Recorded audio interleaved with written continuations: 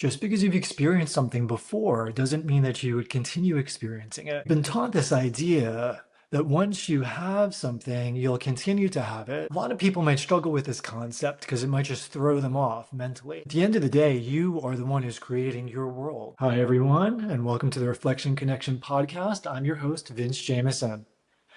So today I want to speak about something which is going to be a little woo-woo for some, but it's something that I've been working with quite a bit and have had really wonderful results with. Today is episode number 12, and I'm entitling it Continuity is Optional. So we have this idea of continuity that's built into our experience, our human experience. So we have this continuity of aging, we have this continuity of cycles and systems, and everything kind of operates as a wheel. We have the celestial, the clocks and the workings of the universe, right? And so everything seems to be in a progression. It often seems to be in a loop. What we're not realizing is that it's not a loop. It's not going back to the place where you started from. It's more of a spiral. And it's always evolving, and it's always different, even though it might look similar. And it might have very similar sequences from here to here that might look like they match up almost as one, but they'll always be a little bit different. And this one will always be a little bit more progressive in some way. With that, as above, so below, always, right? And so within our own lives, we have this idea that we experience when we're passive, and especially when we are just kind of coasting along. And so in that, I'll say unconscious, which most of us are unconscious most of the time. That's the reality of human life. Unless you get to a certain state where you're not, but most of the time you are. And so you are having your experiences of having this experience. It's of things happen, and then there's a result to it. There's a cause and there's an effect. There's a result and there's a momentum. I cut my finger, and so there's a time for it to heal. So it might be experienced as like a week where it starts to, closes, and then it starts to scab and whatever, and then it falls off, and then it slowly heals, and then there's like maybe a little tiny bit of a scar, and then it's fine, right? Well, I'm a fast healer. But this idea, and we might I don't know, we might have this experience of lots of different things, especially with moving through time, all aspects that move through time.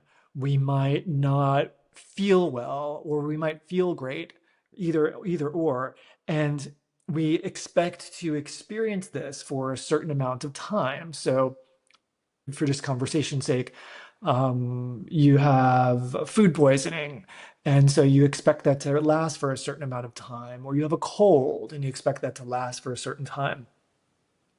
What I'm getting at here is that we are new in each and every moment. We are literally and physically and energetically new. And when we really boil it down, we're somewhat physical. We're having a definite physical experience as far as that's how we title it, but really we're made of like space and energy that's just coalesced into so that we can have this experience. In a sense, this is what past religious or past spiritual gurus might have referenced as Maya or illusion, because they saw through it. It doesn't mean that the experience isn't real. It just means that the tangibility of it, the experience even of the tangibility, as I touch this and I rub my fingers, I feel the fingers, and that's part of the experience. But really, I'm having this experience, but it's like space and energy. So it's a wonderful, wonderful game that we're in. And in that, in order to make sense of things, and in order to have this experience, we experience this passage of time and this continuity. And so what I'm proposing is that we are new in each moment. We are redefining, or we are re-energizing the creation. We're re-energizing the experience in order to keep it progressing. And we are progressing through it, but we don't have to progress through it in a very literal linear way. We can actually, for lack of a better term, skip steps or shorten steps or alter steps. It's not always in your best interest to do so. It's not always, might not always be experienced as easy to do so, but it is possible. And one of the things that I think throws most of us off, and even with me, with playing with this concept, is there is an experience almost like a wake. It's like if you've ever been on a boat or, well, seen one, I think everyone has. So you have the boat passing through the water, and then there's the wake, right? Now, the boat's passed. Here's the boat's passed, but you still have all of the energetic momentum of the boat that if you were in the water, you would be absolutely, thrown back and forth, feeling it. So in a sense, you're kind of almost feeling that the boat was just there, and this, even though the boat's long gone. And I think that all of our um, experiences have some kind of a wake, some more than others. And that allows for a feeling of continuity, but we can interrupt that wake, if you will, right? There's the happening, but then there doesn't have to be this long expanse of a wake. So you can interrupt that. You can shift that by fully becoming conscious in the moment, each and every moment, because right now I'm new. I'm new. I'm new. I'm a different person than who was just speaking. And I'm a different person again than who just said that. And I'm a different person again than who just said that. It's trippy, but it's true. And so we can choose to interrupt that.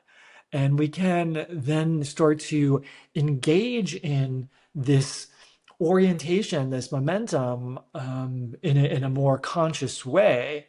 And it most likely won't be continuously aware, but it can be something which is um, experienced more and more, and something which can be a muscle that's developed, if you will. And yeah, I've seen this more recently in some of my relationships, and also with myself, even physically, certain things which I just been like, no, this is not serving me. I'm interrupting this. I don't need to experience this. This is something which can only be experienced if I have a certain belief that is not actually accurate. And so I'm discontinuing this and picking up as a new person in this moment.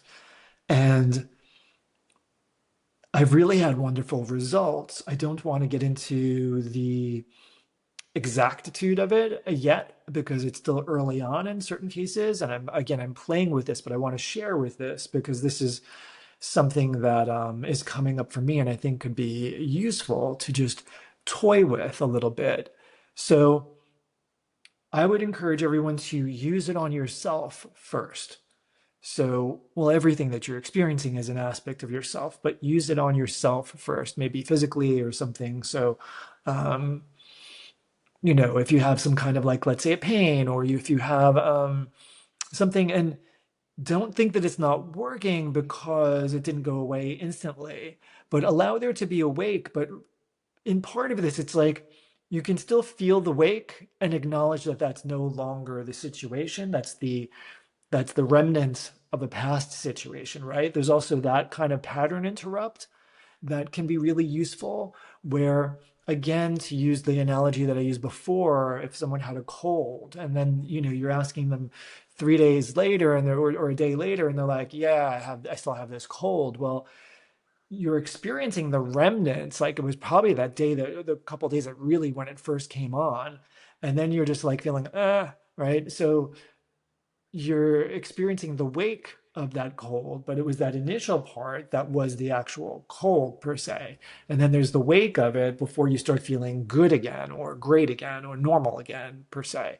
So if you could, in that, even just realize in your mind, like, this isn't what's going on. I'm feeling the effects of something that's happened in the past that's not my present reality.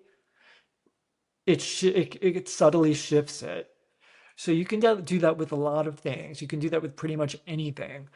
You can also do that with certain aspects of relationships that are close to you, because as I shared in the book, um, the aspects of the personalities that you're seeing are actually reflections of the most hidden aspects of yourself. And so when you're working with challenging personalities, you're experiencing challenging reflections of yourself. So if you are to, in a sense, disconnect or halt the progression of that with your will, you can then shift that within yourself while also shifting it in your external. But you would need to also realize the lesson in it, or the awareness of the aspect for yourself. So, what is this reflecting in me? How have I experienced this? How have I lived this? Even if it's an abstract expression, what is this reflecting to me? And then, well, what part of that do I have to believe? Like, what part of that did I believe was true for me, or was actually an aspect of who I really am? And then you could choose to either continue with that or to let that go, having had that experience that you no longer have to have that again, and then just progress. And so, even again, if you're feeling like there's that person who's giving me a hard time, well, they're still giving me a hard time, expect that it'll lessen because you've already made that disconnection. And if it doesn't, then re-examine it again. But I think that you'll find that there will be a softening and sometimes a complete shift. And I would also emphasize in this regard, if you're going to play this game, then you have to also play the other part of it, which is when you see that person next, you can't expect for them to be problematic as they have continuously been. You need to also see them because you are meeting them new for the first time. You've never met that person, and that person has never met you. It might be your sister, it might be your mother, it might be someone that you've obviously known all your life and have a close relationship with. They're new in each moment, as are you. And so you're creating this momentum, and you're also holding them and who they are for you in this momentum of continuity so that you can relate to them. But what you're really doing is you're relating to their past aspect of them. We're not even relating to their past aspect of them. You're relating to your memory of, of how they showed up in your experience, and to that memory of how they showed up in your experience and your interpretation of that. That's who you're holding that they are as that person. Has nothing to do with who they are. And so, yeah, if you can release that, and to a certain degree, because of course I understand what I'm saying. It's like if you've had, a difficult relationship with a parent and it's always been difficult, and you're going to show up, even if you're playing the game, you're going to be like, when's the ball going to drop, right? Like when they're going to say something. But you have to be aware of that, because then that will be reflected into your outside circumstances. And if you show up new, they might still react to you, but that's also a wake. So it's a very interesting game. I would encourage everyone who's listening and interested to have fun with it, not hold on to it rigidly and like create like a yes and no, like this is working or it's not. Hold on to it. If you resonate with it, hold on to it and play with it and see, and kind of tweak it. See, approach everyone as new, approach everyone as fresh, approach yourself every morning, or especially every time you look in the mirror, as fresh, as new. See how that goes for yourself. See what experiences you notice. See what kind of shifts you notice. See how your reflection changes. I hope you've enjoyed this. It's a trippy one, and it's might not be for everyone, but it's a really interesting game. So on that note, I'm Vince Jamison. I am always here reminding you of all that you truly are and all that you are already connected to. Until next time.